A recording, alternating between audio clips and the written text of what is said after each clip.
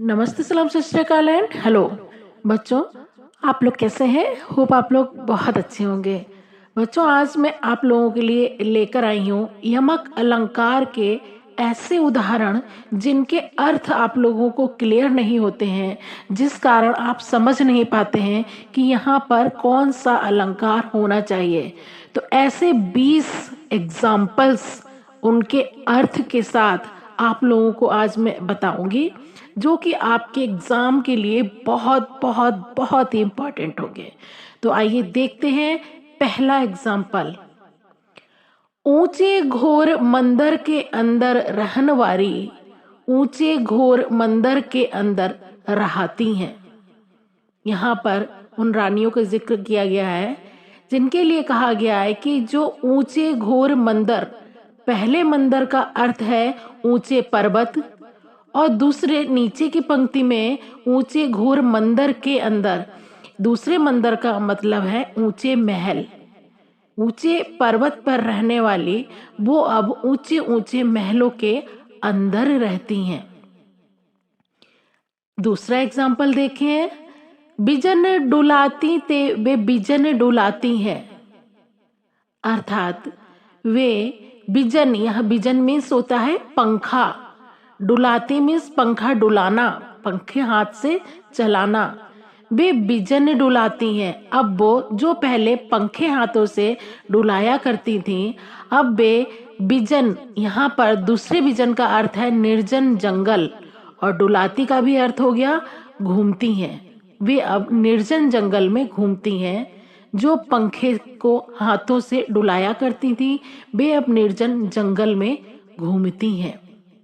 Third example है ऊधो जोग जोग हम नाही। दोनों जोग का अर्थ भिन्न है। ऊधो से गोपियां कहती हैं कि हे ऊधो, हम योग के योग्य नहीं हैं। पहले जोग का अर्थ है योग और दूसरे जोग का अर्थ है योग्य, लायक। फोर्थ एग्जाम्पल देखते हैं। सुनियो कहूं तरु अरकते अरक समान उदोतु। पहले अरक का अर्थ है आक का पौधा। क्या कहीं ऐसे तरु पेड़ के बारे में सुना है? आक के पौधे के बारे में सुना है? अरक समान उदोत, उदोत मीन्स जो उदित हुआ है। इस दूसरे अर्क का अर्थ है सूर्य। क्या किसी ऐसे अर्क के पौधे के बारे में सुना है जो सूर्य के समान उदित हुआ है? Example number 5। खग कुल कुल कुल सा बोल रहा। यहाँ पर खग कुल के साथ वाले कुल का अर्थ है वंश। जो पक्षियों का वंश है, झुंड है, वो कुल कुल सा बोल रहा है, कुल कुल की कल कल की आवाज करके बोल रहा है। तो एक कुल का अर्थ है वंश और दूसरे कुल कुल का अर्थ है आवाज करना। Example number 6। की रव की नूपुर ध्वनि सुन, जगती जगती की मूक प्यास। की रव मयूर की धुनी की नूपुर जैसी ध्वनि को सुनकर जगती जगती की मूक प्यास। यहाँ पर दो जगती हैं और एक जगती का अर्थ है जग जाना, जाग जाना, और दूसरे जगती का अर्थ है संसार। संसार की जो मूक प्यास है वो जग जाती है। Example number 7। हरिणी के नैनान ते, हरिणी के ये नैन। यहाँ पर बताया गया है कि हे हरि, हरिणी का अर्थ यहाँ पर हिरनी है कि हिरनी के नैनों से भी हे हरि ये नैन नीके हैं। यहाँ पे हरि और नीके अलग अलग हो जाएगा। तो ये जो नैन है हे हरि, ये जो नैन है वो हिरनी के भी नैनों से नीके हैं, अर्थात अच्छे हैं, सुंदर हैं। Example number 8। पास हीरे हीरे की खान, खोजता कहाँ और नादान। यहाँ पर कहा गया है पहले पास हीरे। हीरे यहाँ का इसका अर्थ है पास में होने के अर्थ में, पास ही में ही तो है रे।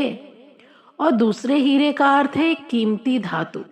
वो जो कीमती धातु है वो तो पास में ही है, हे नादान तू कहाँ खोजता है।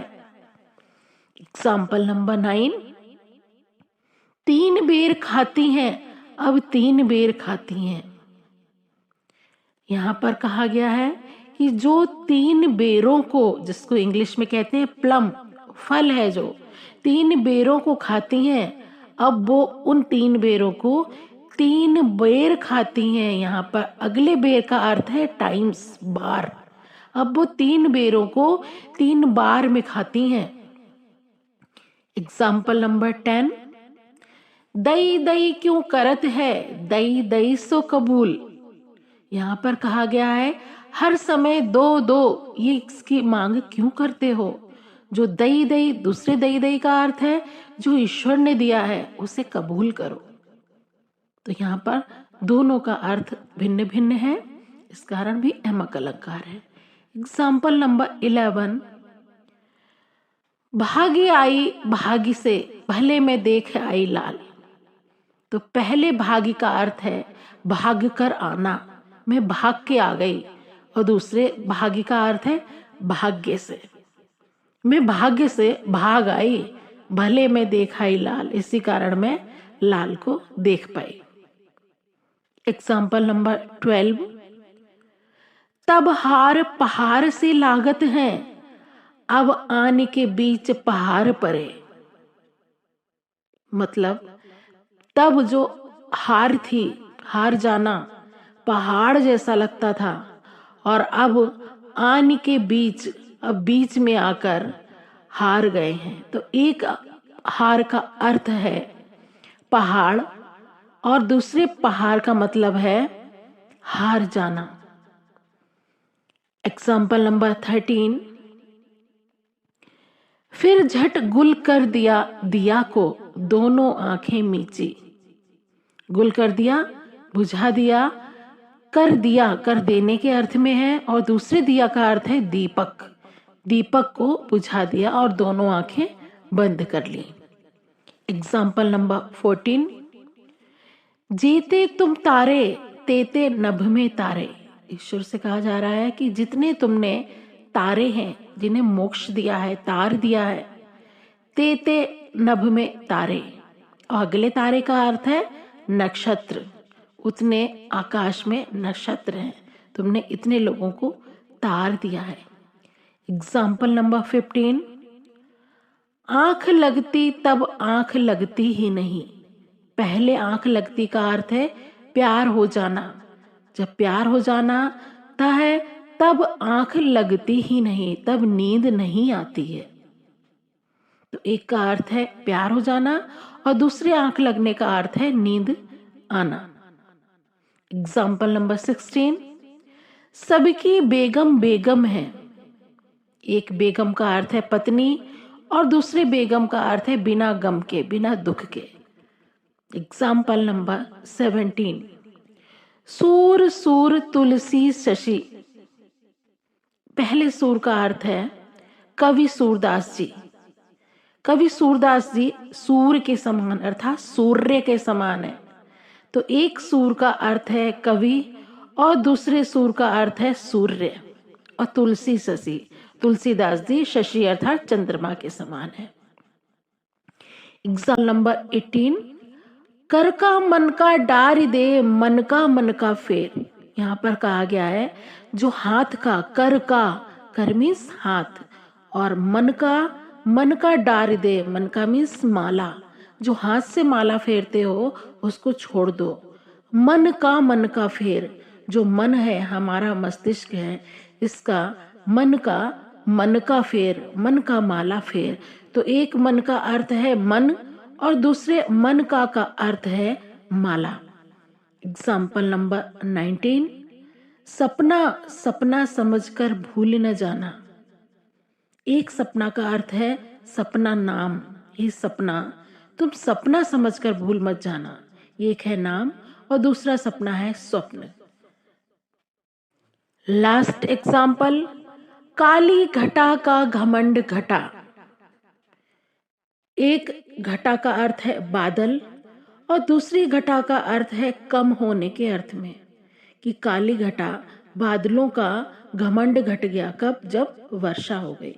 तो बच्चों, ये थे यमक अलंकार के वो उदाहरण कि कहीं से भी आपको अब यमक अलंकार पढ़ने की आवश्यकता ही नहीं है, यदि आप लोगों ने इन अलंकारों को एक बार समझ लिया है।